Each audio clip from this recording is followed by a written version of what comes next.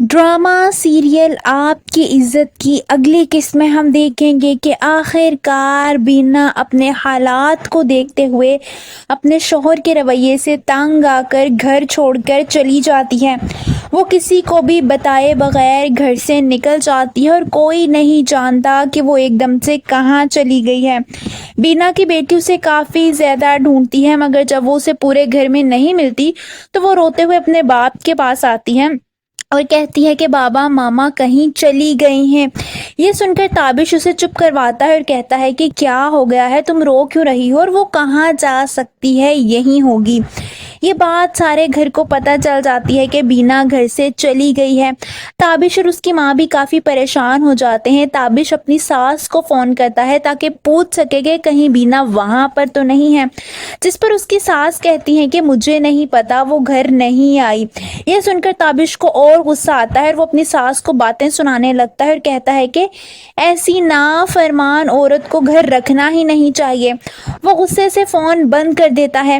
وہی تابش کی ماں اسے کہتی ہے کہ اگر واقعی وہ گھر چھوڑ کر چلی گئی ہے تو کوئی خط وغیرہ چھوڑ کر گئی ہوگی۔ یہ سب سن کر وہ کمرے میں جاتا ہے جہاں دراز سے اسے ایک خط ملتا ہے۔ وہ خط پڑھنے لگتا ہے۔ دوسری طرف ہم دیکھیں گے کہ تابش کے دوست کا فون آتا ہے۔ وہ اسے پوچھتا ہے کہ ہاں دلہے بھائی، نکاح کی تیاریاں کیسی چل رہی ہیں؟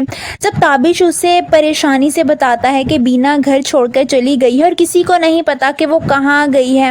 یہ بات جب ناز کو پتہ چلتی ہے تو اسے بہت غصہ آتا ہے کہ یہ نہ ہو تابش شادی سے انکار کر دے، کیونکہ وہ تیار ہوئی انتظار کر رہی ہوتی ہے۔ وہیں ہم دیکھیں گے کہ تابش دل ہی دل میں بینا کا مخاطب کر کے کافی زیادہ غلط باتیں کہتا ہے اور کہتا ہے کہ بہت غلط کیا تم نے میرے ساتھ، ایسا کرنے سے تمہیں کیا لگتا ہے کہ میں ناز سے شادی نہیں کروں گا؟ وہیں ہم دیکھیں گے کہ میڈیا پر ایک خبر چلتی ہے کہ ایک عورت نے ٹرین کی پٹری سے کود کر اپنی جان دے دی۔ یہ سب گھر کے ملازمین خبر سن رہے ہوتے ہیں، سب نے اپنے فون میں یہ خبر چلائی ہوتی ہے۔ جب تابش وہاں آتا ہے وہ ایک ملازم سے فون لیتا ہے اور وہ خبر سننے لگتا ہے، جس پر ملازم اسے کہتے ہیں کہ صاحب جی بینا باجی بھی اسی بازار میں جایا کرتی تھی۔ ایک ملازمہ تابش سے کہتی ہے کہ آج انہوں نے سبز کپڑے ہی پہنے ہوئے تھے۔